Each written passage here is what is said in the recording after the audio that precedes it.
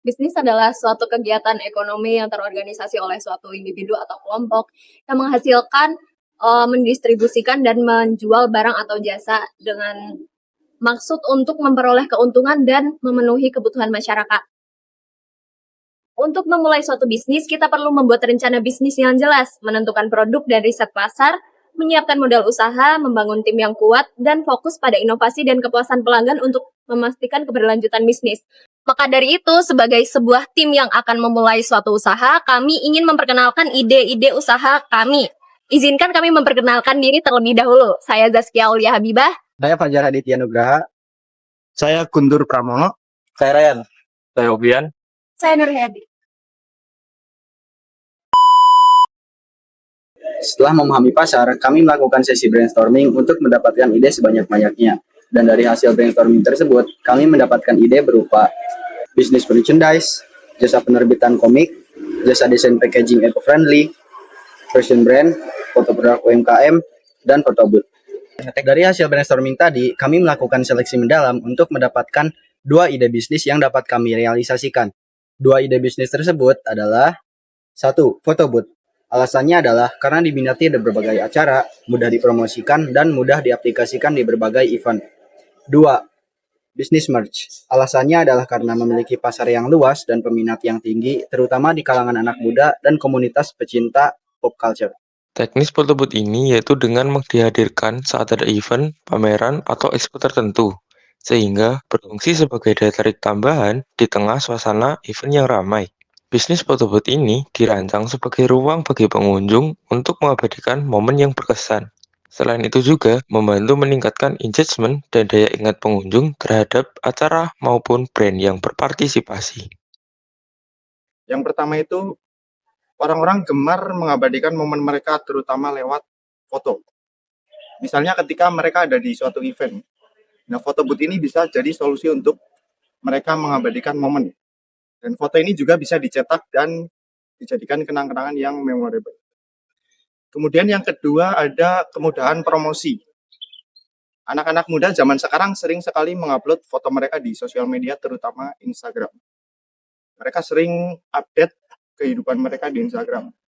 Nah, dengan adanya backdrop foto booth yang menarik, memorable, dan Instagramable, ini bisa menarik perhatian mereka sehingga foto booth ini bisa diupload di story mereka. Dan secara nggak langsung ini bisa jadi sarana untuk promosi. Kemudian selanjutnya ada kolaborasi. Foto booth ini bisa memiliki peluang menjangkau kolaborasi dengan para penyelenggara event. Suatu event akan lebih menarik ketika mereka mempunyai spot foto yang ikonik, yang memorable, yang cocok untuk diupload di Instagram. Oke, itu tadi adalah peluang-peluangnya. Selanjutnya ada keberlanjutan.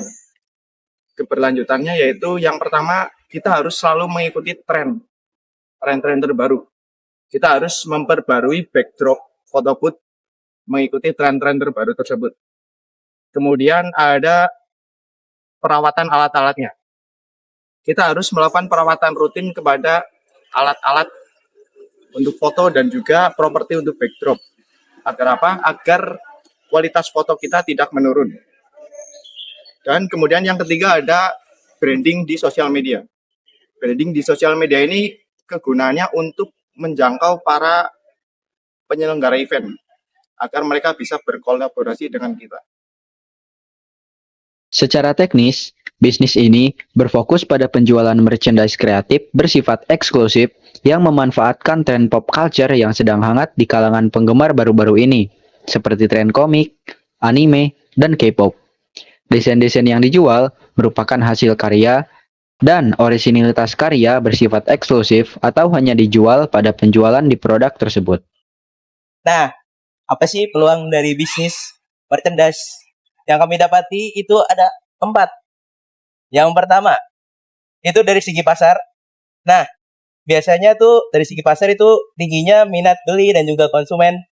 Apalagi dari niche atau IP yang sudah populer. Kemudian untuk IP orisinil itu bisa menciptakan keunikan dan juga tren pasar, serta ada tempatnya sendiri di pasar.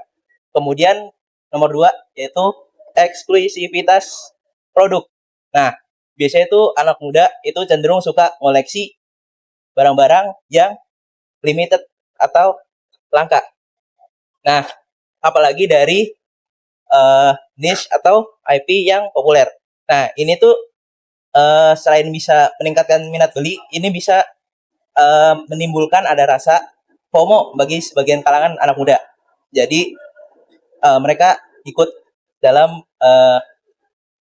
meningkatkan daya beli. Kemudian yang ketiga, kolaborasi. Nah,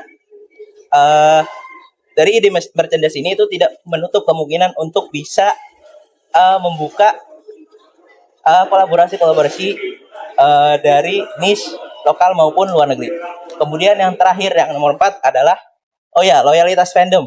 Nah, biasanya tuh para fandom mereka tuh menunjukkan rasa dukungan mereka dengan membeli produk-produk entah produk dari kolaborasi atau dalam bentuk merchandise ini. Jadi